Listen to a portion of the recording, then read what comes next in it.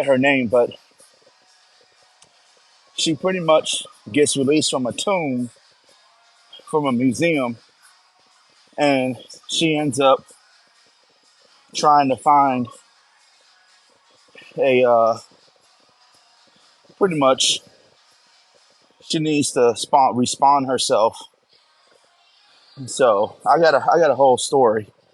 Wait, I'm low key intrigued. Yeah, I'm telling you, I got a whole story. It's gonna start off with some really deep ancient Egyptian, ancient Nubian mythology. Like I'm creating a whole entire backstory that starts in 1500 BCE when the ancient Egyptian and ancient Nubian empires were at war with one another. And this high priestess is summoned by the king of Egypt to figure out a way how to bring the two kingdoms together so they can go to war with the ancient Persians. But this king, who has some ulterior motives, tries to go against the instruction that he gets from this ancient priestess. I mean, from this priestess, and he ends up tricking the Nubians into a peace deal, only to enslave them later on.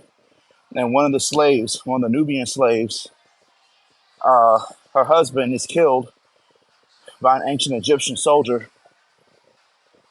and to get revenge, she ends up summoning a Nubian demon,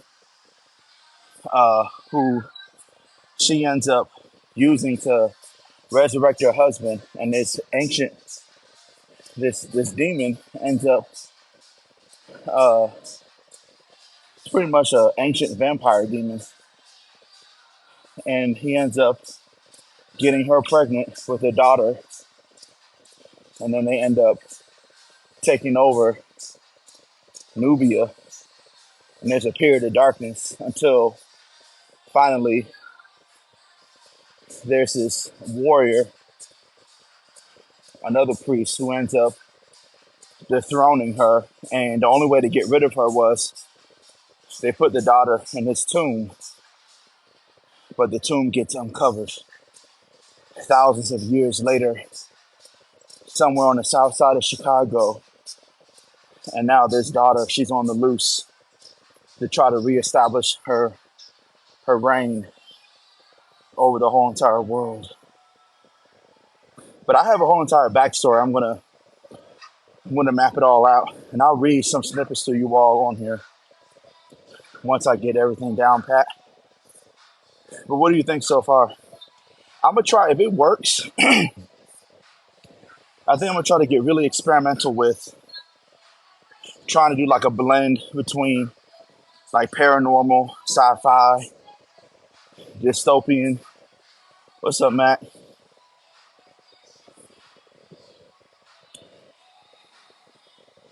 I am in Lifetime. I'm gonna try to do a blend. You will buy this one. Make sure the history aspects aren't too boring. Oh yeah. No, what's my best selling book so far? This Hoe Got Roaches in Her Crib.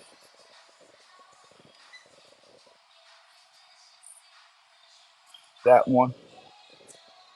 But then again, I don't know, because when you talk about audiobooks, well, actually, you know what? Let me backtrack. Actually, Old Thought Next Door, because I've already made, like, just in the last year or so, like $100,000 just off that one book, just in the last year.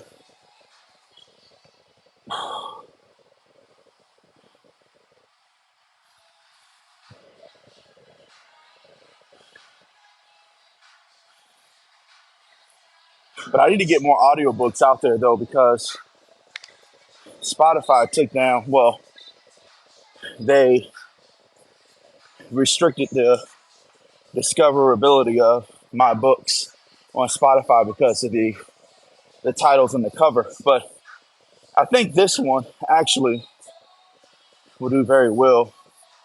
No, the audio isn't out yet. It's not out there yet. I just started working on this today. So it's probably going to take me like a good month and a half to finish this story.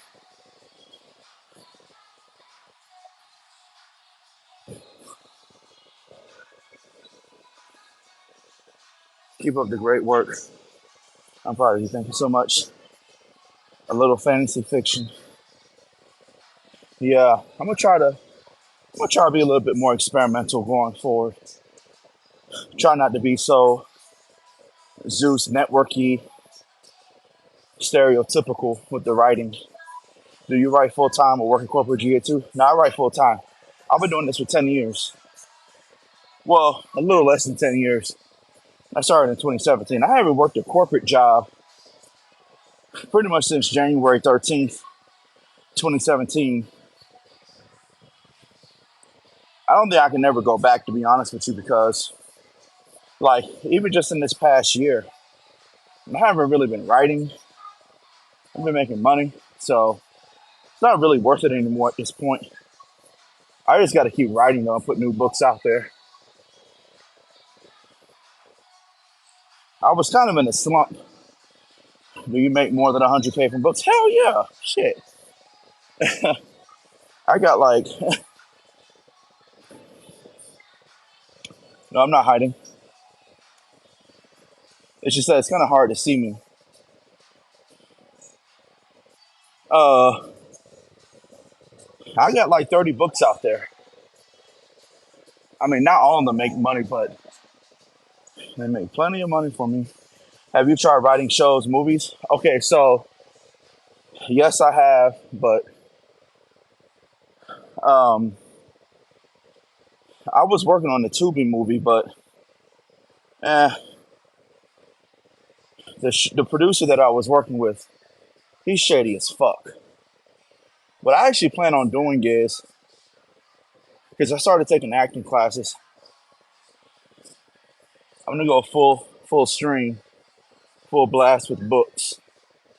Try to make as much money as I can and start producing my own content for Tubi, and then hopefully get onto a much larger platform. But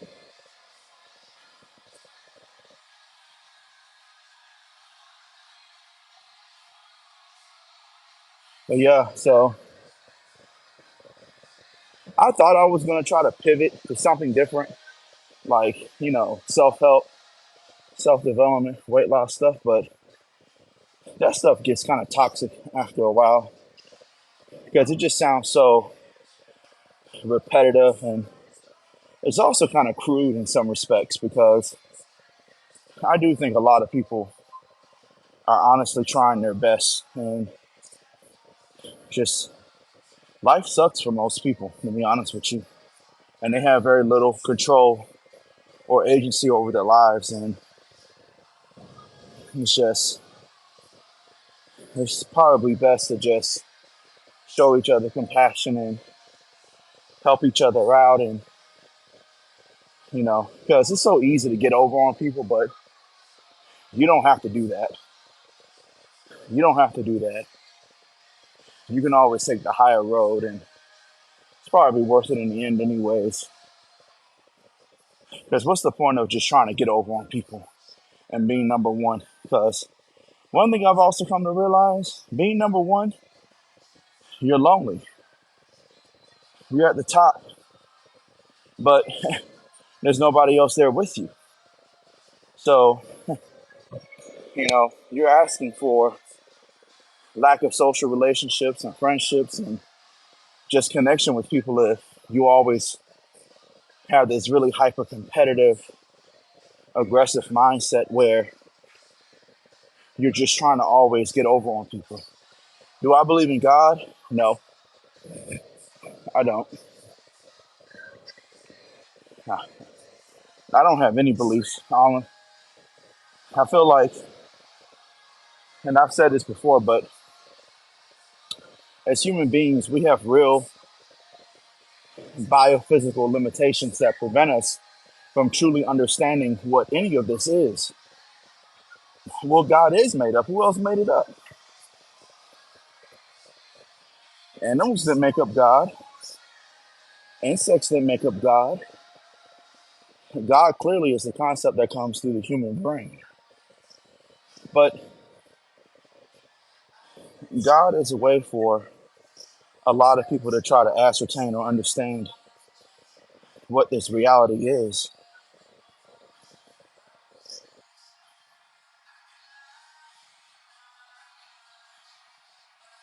No longer look at people as human. You see them as competition. It's so sad, really. Yeah.